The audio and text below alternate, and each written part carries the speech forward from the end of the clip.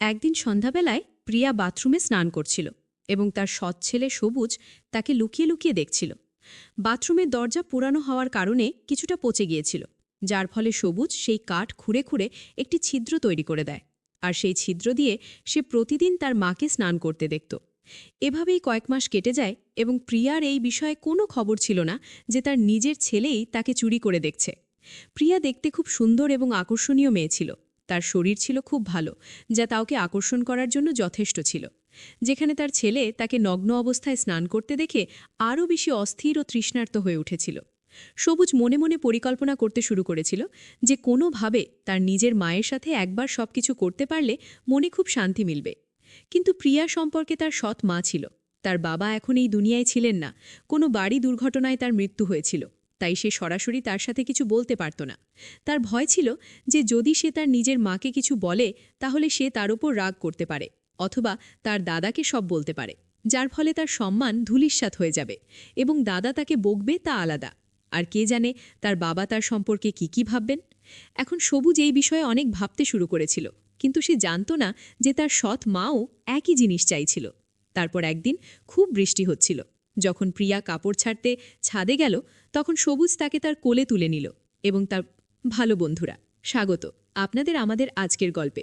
বন্ধুরা, সবুজ প্রতিদিনের মতো তার মা প্রিয়াকে লুকিয়ে লুকিয়ে দেখত। এই বিষয়ে প্রিয়ার কোনো জানা ছিল না। সবুজ এই বিষয়ে অনেক ভেবেছিল যে সে কিভাবে তার মাকে রাজি করবে। তারপর সবুজ তার ফোন থেকে একটি নকল আইডি তৈরি করেছিল এবং তাতে একটি মেয়ের ছবি দিয়েছিল। আর আইডি তৈরি করার পর সে তার নিজের মাকে একটি ফ্রেন্ড রিকোয়েস্ট পাঠিয়েছিল। প্রিয়া বেশি বয়স্ক মহিলা ছিল না। প্রিয়া যখন তার ফোনে ফ্রেন্ড রিকোয়েস্ট দেখল, তখন সে ভাবল একটি মেয়ের রিকোয়েস্ট এসেছে। প্রিয়া রিকোয়েস্ট অ্যাকসেপ্ট করল এবং প্রিয়ার এমন করায় সবুজের কাজ আরও সহজ হয়ে গিয়েছিল। সবুজ যখন রিকোয়েস্ট পাঠিয়েছিল, তখন সে তার মায়ের সাথে ঘনিষ্ঠতা বাড়ানোর চেষ্টা করছিল। সে তার কাছে গিয়ে বসত, তার সাথে হাসি ঠাট্টা করত এবং যদি সে কোথাও বসে থাকত তাহলে সে ইচ্ছে করে তার সাথে লেপ্টে বসার চেষ্টা করত। এই বিষয়টি প্রিয়াও লক্ষ্য করছিল, কারণ সবুজ তার সাথে হাসি ঠাট্টা করতে শুরু করেছিল। সে তার কাছে হাসি ঠাট্টা করত, এতটা লেপ্টা যেত যে প্রিয়ারও মনে হতে শুরু করেছিল যে সম্ভবত তার ছেলে তার থেকে আরও কিছু চাইছে। একদিন সবুজ প্রিয়াকে বলতে শুরু করল, অঞ্জুমা, তোমার কোনো বয়ফ্রেন্ড নেই কি? প্রিয়া বলল, এ কি ধরনের কথা বলছো? কিছু বুঝছো কি? আমি তোমার মা। তখন সবুজ বলে, দেখো অঞ্জুমা, বাবাকে গেছে ৩ বছর হয়ে গেছে এবং এখন তোমার বয়সে বা কত? আমি চাই না যে তুমি সংকুচিত হয়ে জীবন কাটাও। তোমারও জীবন উপভোগ করার অধিকার আছে। যদি কেউ থাকে তবুও আমার কোনো আপত্তি নেই। এতে প্রিয়া বলল, না, আমার কোনো বয়ফ্রেন্ড নেই এবং আমি এসব বিষয়ে কোনো আগ্রহ নেই। আমি এই ধরনের মহিলা নই। আমি এই ধরনের কোনো কাজে কোনো আগ্রহ নেই। সবুজের মনে তখন লাড্ডু ফুটতে শুরু করেছিল। সে ভাবতে শুরু করেছিল যে যদি তার কোনো বয়ফ্রেন্ড না থাকে তাহলে তার ভেতরের ইচ্ছাগুলো নিশ্চয়ই জাগ্রত হবে। কিন্তু তবুও সে অজানা হওয়ার অভিনয় করতে শুরু করল এবং বলল, অঞ্জুমা, যদি কেউ থাকে তুমি আমাকে বলে দাও। আমি কাউকে কিছু বলবো না। তুমি আমাকে তোমার বেস্ট ফ্রেন্ড মনে করতে পারো। এখন তুমি এটা মনে করো না যে আমি তোমার ছেলে। তুমি আমাকে তোমার বন্ধুই মনে করো, তোমার দোস্ত মনে করো। প্রিয়া বলল, না না সবুজ বেটা, আমার কোনো বয়ফ্রেন্ড নেই এবং আমি এই ধরনের কাজ করি না এবং কখনো করব না। সবুজ তার পরিকল্পনায় লেগেছিল এবং এখন সে প্রিয়ার কাছে সেই মেয়ের আইডি থেকে মেসেজ করা শুরু করল। এখন এদিক থেকে মেয়ের মেসেজ আসলে প্রিয়াও মেসেজের হাই হ্যালোর রিপ্লাই দিল। কিন্তু প্রিয়া কি জানত যে তার নিজের ছেলেই তাকে মহিলা সেজে কথা বলছে এবং আগামীতে তার সাথে কি হতে চলেছে? সবুজ প্রিয়ার সাথে মেসেজে কথা বলে, তোমার কোনো বয়ফ্রেন্ড আছে কি এবং তুমি কি কখনো কারোর সাথে সম্পর্ক স্থাপন করেছ? প্রিয়া মানা করে দেয় এবং বলে, আমার এসব বিষয়ে কোনো আগ্রহ নেই। ঠিক তখনই সবুজের তরফ থেকে একটি মেসেজ আসে এবং বলে, তোমার একটি বয়ফ্রেন্ড বানিয়ে নেওয়া উচিত। তার সাথে তুমি সবকিছু করতে পারো। এতে তুমি খুব ভালো বোধ করবে এবং অনেক আনন্দও পাবে। আর আমি তো আমার ছেলের সাথেই অনেক উপভোগ করি। যখনই আমার ইচ্ছা হয় আমি আমার ছেলেকে আমার কাছে ডেকে নিই এবং তারপর আমরা মা ছেলে একসাথে সবকিছু করি। এই কথা শুনে প্রিয়া বিস্মিত হয়ে জিজ্ঞাসা করল, তুমি কি তোমার নিজের ছেলের সাথে এসব করো? তখন ওই পাশ থেকে উত্তর এলো, হ্যাঁ, আমি আমার ছেলের সাথেই উপভোগ করি। বাইরের কোনো পুরুষ বা ছেলের উপর আমার বিশ্বাস নেই।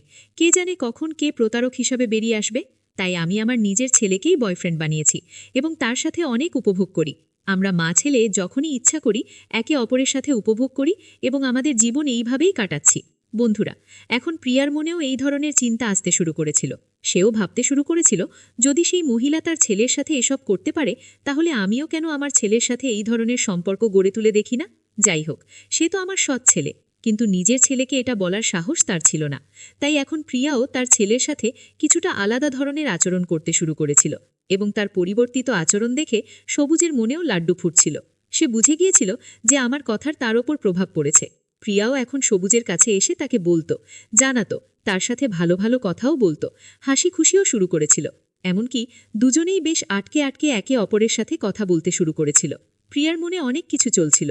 একদিন হঠাৎ বৃষ্টি এলো। ছাদে প্রিয়া কাপড় শুকানোর জন্য রেখেছিল এবং প্রিয়া দৌড়ে ছাদে গেল, এবং যখন সে ছাদে পৌঁছল তখন সে সব কাপড় নামিয়ে ফেলেছিল, কিন্তু একটি কাপড় দড়িতে আটকে গিয়েছিল। দড়িটি উঁচু হওয়ার কারণে প্রিয়া অনেক চেষ্টা করছিল, কিন্তু সেই কাপড়টি বের করতে পারছিল না। তখন সে তার ছেলে সবুজকে ডাক দিল। সবুজ তৎক্ষণাৎ ছাদে পৌঁছল। তখন প্রিয়া তাকে বলল যে কাপড়টি তারে আটকে গেছে, তুমি একটু বের করে দাও। সবুজ বলল, আমি তোমাকে কোলে তুলে নিই এবং তুমি সেটি ভালো করে বের করে নাও। সে সুযোগ দেখে তৎক্ষণাৎ তার মাকে কোলে তুলে নিল এবং প্রিয়া সেই কাপড়টি তার থেকে নামিয়ে ফেলল। এখন এই দুজন মা ছেলে একে অপরের খুব কাছাকাছি ছিল। ঠিক তখনই সবুজ প্রিয়াকে এদিক ওদিক স্পর্শ করতে শুরু করল, তার সাথে আটকেলি খেলতে শুরু করল। প্রিয়াও এর কোনো বিরোধিতা করল না, সেও তার সমর্থন দিল, এবং দুজন মা ছেলের মধ্যে সেখানেই ছাদে বৃষ্টিতে সবকিছু হয়ে গেল, যা সম্ভবত হওয়া উচিত ছিল না। বন্ধুরা, এখন এই দুজন মা ছেলের মধ্যে যখন এই নোংরা খেলা শুরু হলো, তখন এটি একবারে কোথায় থামতে যাচ্ছিল। এখন এই দুজন মা ছেলে যখনই সুযোগ পেত তখনই একে অপরের সাথে উপভোগ করত। এভাবেই কিছু মাস কেটে গেল এবং পরে প্রিয়া জানতে পারল যে সে প্রেগনেন্ট হয়ে গেছে এবং তার গর্ভে তারই ছেলের সন্তান বেড়ে উঠছে। এটি শুনে সবুজের পায়ের নিচ থেকে মাটি সরে গেল। সে ভয় পেয়ে গেল। তার মনে হলো যে যদি এই কথা দাদাজিকে জানা যায় তবে খুব বেশি ডান্ডা পড়বে এবং মারও পড়বে, আর সমাজে এই কথা ফাঁস হয়ে গেলে খুব বদনামি হবে। সবাই বলবে যে তুমি নিজের মায়ের সাথে এসব করেছ। এখন এটাই দেখার বাকি ছিল। তখন তারা দুজন মিলে প্ল্যান করল যে এই শিশুটির অ্যাবর্শন করিয়ে নেবে। পরের দিন এই দুজন স্বামী স্ত্রী সেজে হাসপাতালে পৌঁছাল, কিন্তু হাসপাতাল স্টাফ অ্যাবর্শন করতে রাজি হল না। ডাক্তার স্পষ্টভাবে অস্বীকার করল যে আমরা এই ধরনের অ্যাবর্শন করি না। এটি শুনে দুজন মা ছেলে বেশ টেনশনে পড়ে গেল। এই দুজন মা ছেলের কাছে তাদের জীবন মৃত্যুর চেয়েও খারাপ লাগছিল। ওদিকে সবুজ ভিতরে ভিতরে কষ্ট পাচ্ছিল। তার মনে হচ্ছিল যে যদি এই কথা সবাই জানতে পারে তবে সমাজে তার ইজ্জত নষ্ট হয়ে যাবে এবং সে কারো সামনে মুখ দেখানোর যোগ্য থাকবে না। কোনোভাবে আমাকে আমার ইজ্জত বাঁচাতেই হবে। এখন এই লোকেরা একে একে অনেক জায়গায় চেষ্টা করল। যতদূর তাদের পরিচয় ছিল সেখানে তারা চেষ্টা করল, কিন্তু অ্যাবর্শনের জন্য কোনো হাসপাতাল রাজি হল না। যেখানেই তারা যেত প্রতিটি হাসপাতাল বলতো যে তুমি অন্য কাউকে নিয়ে এসো, তোমার বাড়ি থেকে কোনো সিনিয়র বা বড় কাউকে নিয়ে এসো। দিন কেটে যেতে লাগল। সবুজ এখন মনে মনে খুবই বিরক্ত হতে শুরু করেছিল এবং রেগে যেতে শুরু করেছিল। তখন সবুজ একটি প্ল্যান করল এবং তার মাকে বলল যে তুমি কাল আমার সাথে একটি নতুন জায়গায় যাবে, সেখানে আমি তোমাকে নিয়ে যাব, সেখানে তোমার অ্যাবর্শনও হয়ে যাবে এবং সহজেই আমরা এই সমস্যা থেকে মুক্তি পাব। প্রিয়া পরের দিন বাড়ি থেকে পার্লার বলে বেরোল। কিছুক্ষণ পর সবুজও কলেজ বলে বেরিয়ে গেল। কিছুদূর গিয়ে দুজন মা ছেলে মিলিত হল। সবুজ প্রিয়াকে বাইকে বসালো এবং তাকে জঙ্গলের দিকে নিয়ে যেতে লাগল। যখন তারা জঙ্গলের দিকে যাচ্ছিল তখন প্রিয়া তাকে জিজ্ঞাসা করল যে এই পথ তো জঙ্গলের দিকে যাচ্ছে, আমরা কোথায় যাচ্ছি?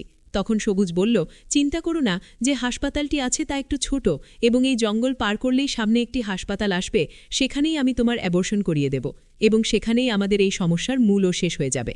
জঙ্গলের মাঝে তারা পৌঁছে গেল এবং একটি ধ্বংসাবশেষের মতো বাড়ি দেখা গেল। সবুজ সেখানেই গাড়ি থামালো এবং প্রিয়াকে বলল, এখানেই নামো, ডাক্তার সাহেব এখনই আসছেন, এখানেই তারা আমাদের নিয়ে যাবে। দুজন সেখানেই বসে রইল। তখন সবুজ তাকে বলতে শুরু করল, এখন তো অ্যাবর্শন হতে চলেছে, তাহলে কেন আমরা আরেকবার এনজয় করি না? প্রিয়া এই কথা শুনে তাকে মানা করে দেয়। সে বলতে লাগল যে এখন আমরা এত বড় সমস্যার সাথে লড়াই করছি আর তোমার এনজয় করার ইচ্ছা জেগেছে, এসব এখন ঠিক নেই। কিন্তু সবুজের জিদের সামনে প্রিয়াও হার মানল এবং এই দুই মা ছেলে সেখানেই ধ্বংসাবশেষে একে অপরের সাথে এনজয় করল। এনজয় করতে করতে সবুজ তার পিছনের পকেট থেকে কিছু বের করে প্রিয়ার মাথায় কয়েকবার মারল, যার ফলে প্রিয়ার মৃত্যু হল এবং সে প্রিয়াকে সেখানেই কবর দিল। সেখান থেকে সরাসরি সে তার বাড়িতে এসে চুপচাপ বসে রইল এবং এমনভাবে থাকতে লাগল যেন কিছুই হয়নি। যখন সকাল থেকে সন্ধ্যা হয়ে গেল এবং প্রিয়া বাড়িতে ফেরেনি, তখন দাদাজির টেনশন বাড়তে লাগল।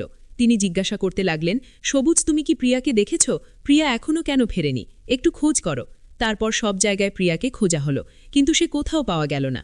ধীরে ধীরে দিন কেটে গেল, পুরো রাত কেটে গেল, কিন্তু প্রিয়ার কোনো খোঁজ পাওয়া গেল না। তখন পরের দিন দাদাজি পুলিশের কাছে গিয়ে রিপোর্ট করলেন। তখন পুলিশ তাদের তদন্ত শুরু করল। পুলিশ প্রিয়ার পার্লারে গিয়ে খোঁজ নিল। প্রিয়া সেই দিন পার্লারে আসেনি। পুলিশ তো পুলিশই, তার সন্দেহ সবার উপর হয়। পুলিশ সবুজের কলেজে গিয়ে জিজ্ঞাসা করলে জানা গেল যে সেদিন সে কলেজে আসেনি। তখন সবুজকে জিজ্ঞাসাবাদ করা হলো যে তুমি সেদিন কোথায় গিয়েছিলে। তখন সবুজ বলল, আমি কলেজ পর্যন্ত গিয়েছিলাম, কিন্তু আমি ফিরে এসেছিলাম, আমি কলেজের ভিতরে যাইনি। পুলিশ তাকে বেশ কঠোরভাবে জিজ্ঞাসাবাদ করল, কিন্তু সে তখনও ভেঙে পড়ে না। তাই পুলিশের ধারণা হলো যে হতে পারে এতে সে জড়িত নয়। ধীরে ধীরে এই বিষয়ে অনেক সময় কেটে গেল, কিন্তু কেস এখনও কোনো সিদ্ধান্তে পৌঁছাতে পারেনি। তারপর একদিন প্রিয়া বাবা সম্পর্কে তথ্য সংগ্রহ করতে চাইলেন। তখন পুলিশ এই কেসকে নতুনভাবে দেখতে শুরু করল এবং প্রিয়ার পুরনো থেকে পুরনো সোশ্যাল মিডিয়া অ্যাকাউন্ট খুঁজে বের করা হলো এবং সোশ্যাল মিডিয়া অ্যাকাউন্টে একটি নতুন আইডি পাওয়া গেল, যে আইডি থেকে সবুজ তার সাথে মহিলা সেজে কথা বলত। তার আইপি অ্যাড্রেস থেকে সবুজের খোঁজ পাওয়া গেল যে এই আইডি সবুজ চালাচ্ছিল এবং সে নিজের মায়ের সাথে এইভাবে সোশ্যাল মিডিয়ার মাধ্যমে কথা বলছিল। পুলিশ তৎক্ষণাৎ তাকে গ্রেফতার করল। সবুজকে গ্রেফতার করার পর যখন পুলিশ তাদের পদ্ধতিতে তাকে জিজ্ঞাসাবাদ করল এবং কঠোরভাবে এগিয়ে এলো, তখন সবুজ পুরো ঘটনা পুলিশের সামনে বলল এবং এ কথা শুনে তার দাদাজি এবং প্রিয়ার বাবার পায়ের নিচ থেকে মাটি সরে গেল যে এই দুই সগোত্র মা ছেলে একে অপরের সাথে এই ধরনের কাজ করছিল। এবং যখন মা প্রেগনেন্ট হয়ে গেল, তখন সৎ ছেলেই মাকে মেরে ফেলল এবং তাকে কবরও দিল। বন্ধুরা, এই গল্পের উদ্দেশ্য কারো অনুভূতিতে আঘাত করা নয়, কোনো ধরনের অনৈতিকতা বা অশ্লীলতাকে উৎসাহিত করা নয়। এই গল্প একটি বার্তা হিসেবে সমাজকে সচেতন করার জন্য বলা হয়েছে, যাতে মানুষের মধ্যে সচেতনতা ছড়ানো যায়, মানুষ যাতে জানতে পারে যে সমাজে কী ধরনের অপরাধ ঘটছে। তাহলে বন্ধুরা, আজকের গল্পটি কেমন লাগলো? যদি ভালো লাগে তাহলে দয়া করে ভিডিওটি লাইক করুন, কমেন্ট করুন এবং চ্যানেলটি সাবস্ক্রাইব করতে ভুলবেন না। ধন্যবাদ বন্ধুরা।